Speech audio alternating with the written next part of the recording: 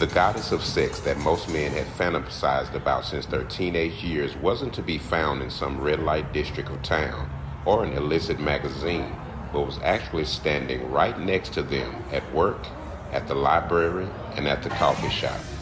And they were too blind to see it. So, Miss Bandicoot Bay, you know you're doing numbers, right? So you just said what you said. No, I did not. Got a lot going on. Yeah, well, it's all good. I think whatever you have going on, just stay focused. I think the seeds that you planted are already in the soil. And of course, you don't have anything to do with the watering. And so I think you've already planted some seeds that are working for you. As a matter of fact, I'm looking at you and I can tell it's working for you. I mean, I'm always work for me, so I feel proud. I feel proud of any effort, that I put into, growing these seeds. Yeah. So like even if I don't have, the plant that I want or flower that I want, I'm proud of the effort I put in to grow it. But, get disappointed sometimes. You try to grow a rose, you get a, daffodil and shit. Yeah. Yeah. Like, I thought I was gonna have a rose. But my papa used to say, it's a tough titty, but the milk is good. So yeah, that's funny.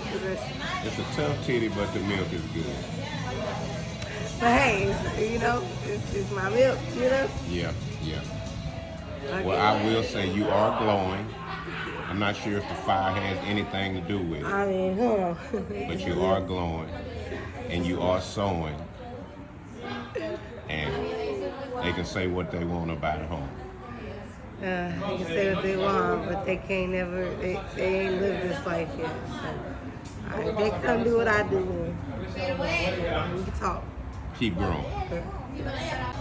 Powerful people come in all packages, sometimes unpredictable and unsuspecting packages, each with their own priorities, dreams, challenges, gifts to give, and journey. Bandica, so the last interview, I actually labeled you as the mentor. Whether you've accepted that role or not.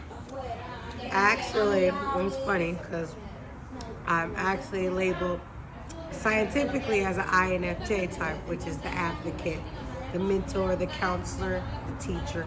All right. Spiritually, I'm a life path 11, so I am the mentor, the teacher, the guidance, counselor. So every way it points to me being some kind of advocate, whether I like it or not.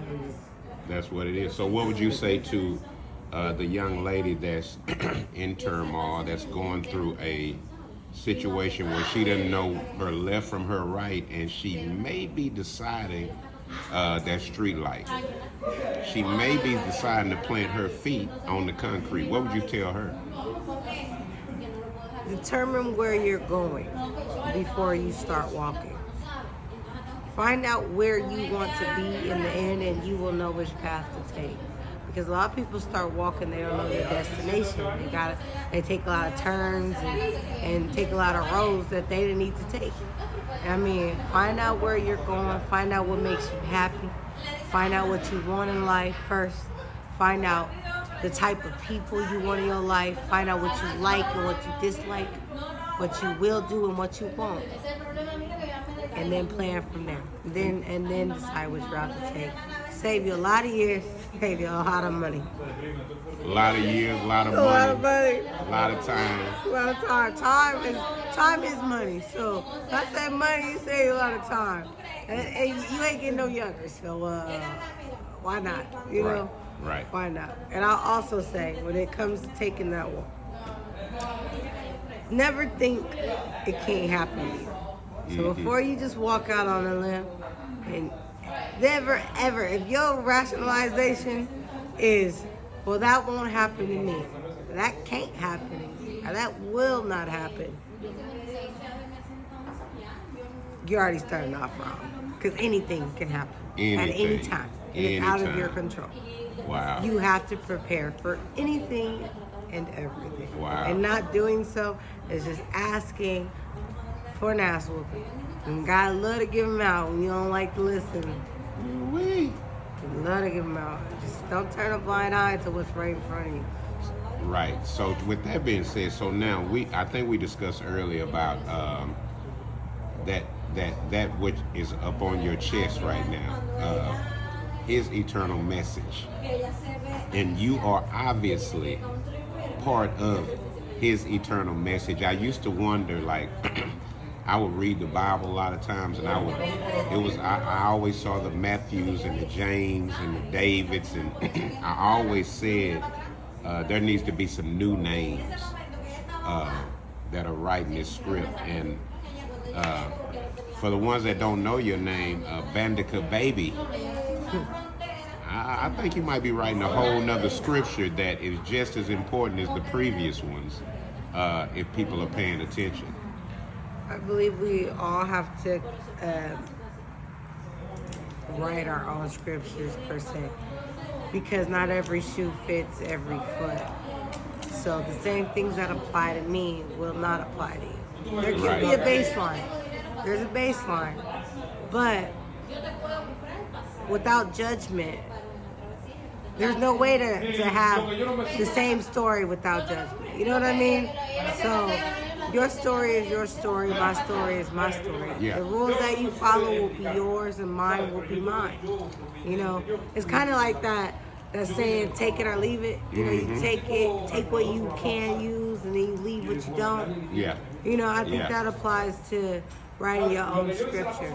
You know, you're not worried about stealing or stealing from thy brother if you don't steal. That doesn't apply to you. That doesn't even come in as a thought. So when I look at you and I think about what this brand derives from, Matthew 9:20, the woman with the issue of blood, I definitely can put you in that spot of being the woman with the issue. I feel definitely honored. Yeah. After all the accusers disappeared, Jesus finally stood up and said to the woman, "Where are your accusers? Didn't even one of them condemn you?" She responded, "No, Lord." And Jesus said, "Neither do I. Go and sin no more." In his final words, Jesus neither condemned the woman nor approved of her self-destructive lifestyle. He forgave her sins, removed his penalty, and gently told her to turn back from the way of life. Jesus presented a call for redemption to both the accuser and the woman without a hint of public humiliation. That's him.